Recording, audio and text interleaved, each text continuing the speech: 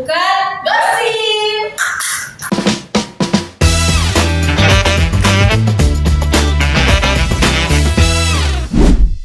Di podcast ini kita akan membahas tentang AI. Kita kedatangan 2 tamu spesial nih. Silakan masuk.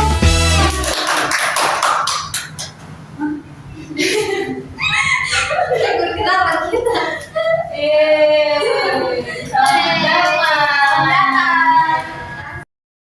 Sebelum kita berbicara lebih lanjut lagi, silakan dulu Mbak perkenalkan dirinya dan kakak-kakak cantik. Perkenalkan, nama saya Cindy Putri Astuti Tinulu. Saya seorang mahasiswa dari kampus STMIK Pelita Nusantara. Saya dari Farid, mahasiswi dari Pelita Nusantara. Wow. Oh, jadi kesibukan orang kakak-kakak sebagai mahasiswa di STMIK apa aja nih kalau boleh tahu? Sibuk. Kebetulan lagi banyak tugas sih kami beberapa minggu ini. Tugasnya banyak sekali, proyek-proyek apalagi mendekati UAS. Ya, Emang biasanya sih karena kalau mahasiswa ya, itu biasanya kalau luas pasti banyak project ya kan, pasti pusing orang kakak itu kan. Pusing banget. Deadline sangat mendukung. Iya. tadi kan kakak bahas tugas kan, katanya tugasnya banyak gitu, 1 mingguan ini full katanya. Terus kakak buat tugasnya itu di mana kalau buat mahasiswa biar gampang gitu? Kalau membantu untuk mengerjakan tugas itu mungkin kalau dia berbasis aplikasi yang paling sering kami gunakan atau saya sendiri menggunakan, pasti saya menggunakan ChatGPT. Tapi nggak 100% menggunakan, terkadang menggunakan logika juga. Nah kalau menggunakan ChatGPT itu aja rasanya kemampuan otak tidak digunakan. Iya sih kak. Bergantung sama Oh, kebetulan ya kalau kalian menggunakan AI dan mengerjakan tugas di podcast kali ini juga kak, kita mungkin jangan suka dekat lah. oh iya apa kita aja Saya udah lebih muda dari kakak-kakak ini. Berarti panggil Cindy aja. Anggungan aja ya. Iya. Kebetulan Mika sama Cindy di podcast kita kali ini juga itu membahas tentang AI, khususnya itu aplikasi ChatGPT gitu. Kalau boleh tahu jurusannya apa ya? Kalau menurut saya sih, saya jurusan bisnis digital. Kalau saya kebetulan TI, teknik informatika.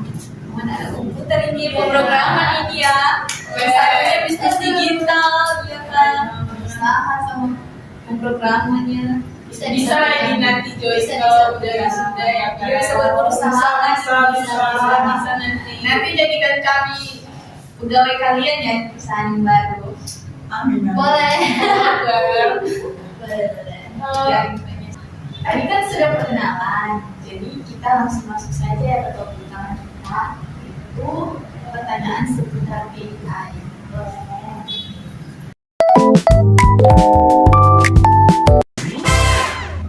Kita tanya satu-satu aja dulu ini ya.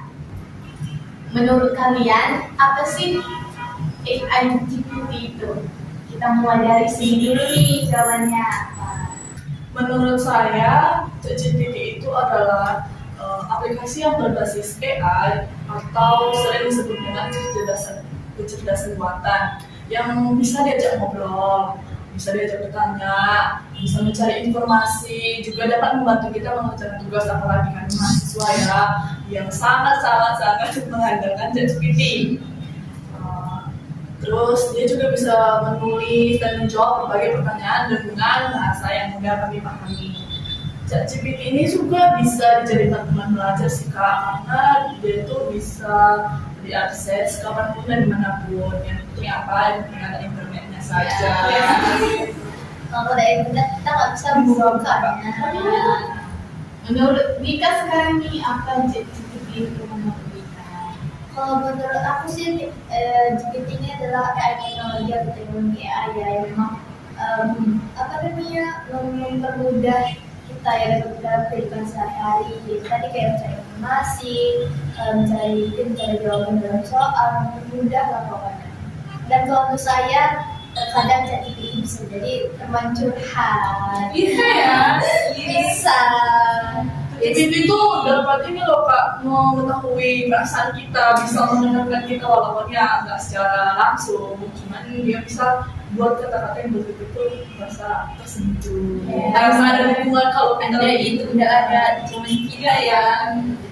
Curhat. Tapi dulu Kakak nggak ada ya yang namanya teman Nggak ada yang ada betul. Juga datanya nggak valid. Iya. Itulah ya. Oke, pertanyaan selanjutnya itu buat Siti. Pertanyaannya itu, mengapa akhir-akhir ini AI jadi bahan pembicaraan di mana-mana?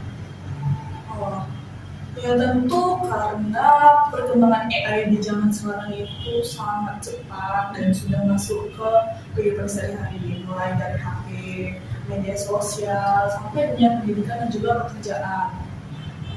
Banyak hal yang dulu dikerjakan manusia sekarang bisa dibantu oleh AI. Makanya teknologi ini jadi perhatian banyak orang. Seru sih kayak gitu ya lah. Nggak Jadi lebih gampang. nggak perlu ribet. Oke, pertanyaan selanjutnya nih sama Rika. Menurut Rika, apakah AI GPT ini membuat kita bergantung dalam menggunakannya secara di masa sekarang kita lebih memilih atau kalian lain memilih mengerjakan tugas menggunakan AI daripada mencarinya di jurnal atau lebih?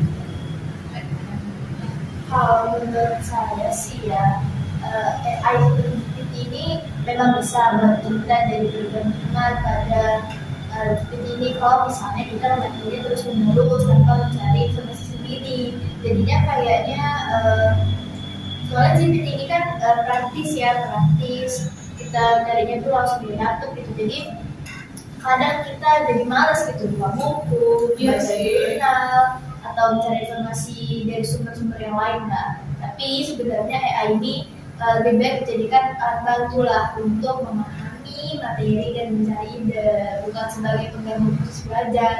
Jadi kita harus mencari fokus untuk mencari GPT ini menggunakan untuk mencari ide aja lah gitu. Tapi tetap kita harus membaca buku manual. Berarti memang bisa membuat bergantung ya. Bisa sih kalau pakainya secara berlebihan. Tergantung dari orangnya sendiri menggunakan untuk kebutuhan apa. Oke, pertanyaan selanjutnya, misalnya kan kalau kita terlalu bergantung pada AI, apa dampaknya di masa depan? Oke, dampak. Berbicara tentang dampak, pasti ada dampak positif dan negatifnya tentang AI ini. Kalau di masa depan, kalau dia yang berdampak positif, pasti AI itu bisa membantu pekerjaan jadi lebih cepat, lebih mudah dan efisien. Itu juga bisa lebih cepat mendapatkan informasi yang kita butuhkan saat itu juga.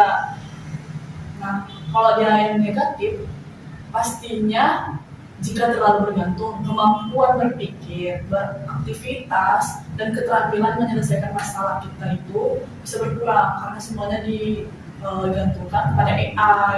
Karena apa selalu AI yang bantu. Jadi untuk berpikir pun kita jadi malas. Gitu ya. Nah, kesimpulannya, ini baiknya kalau menurut saya AI sebaiknya digunakan sebagai alat bantu saja, bukan sebagai alat pengganti kemampuan kita dalam berpikir. Itu sih Kak menurut saya. Iya sih. Apalagi kan Genji kan katanya nggak mau ribet kan, pengennya yang gampang, Iya, Kak. sunset gitu. Kopi, tempe, Iya. salin, sudah. Penting siap apapun jawabannya benar salah siap. Apalagi kalau udah nengok deadline-nya besok ya kan Kak. Yang penting siapa coba. Ya apalagi GPT juga udah bisa langsung bikin war ya. Iya, betul. PDF langsung dia Gak bisa. perlu ada laptop lagi dia udah bisa Seru ya, gitu kita nggak ada. Tinggal pencet Kak, buatkan saya PPT yang bagus, baik dan benar sesuai dengan bahasa yang kami gunakan sehari-hari. Begitu kan? Pengalaman. Iya, iya. seperti itu. Oke, sekarang kita masuk ke pertanyaan selanjutnya nih. Yang kelima. Udah banyak lagi sih pertanyaannya. Semoga kalian betah-betah ya dulu. Sekali lagi. Banyak yang bilang yang mereka ChatGPT itu curang. Contohnya kan, kalian sebagai mahasiswa pasti kalau presentasi itu disuruh bertanya ya. Nah, pasti yang bertanya itu dipikirkan menggunakan logikanya kan, agar pertanyaannya itu kritis. Nah, orang yang berpresentasi itu ketika menjawab mereka menggunakan AI. Nah, sebagian orang menganggap itu curang karena kita capek-capek berpikir kritis untuk membuat pertanyaan malah dijawab sama AI. Menurut Ika, bagaimana sih pendapat Ika tentang itu? Kalau dibilang curang, menurut saya sih tergantung cara pakainya ya.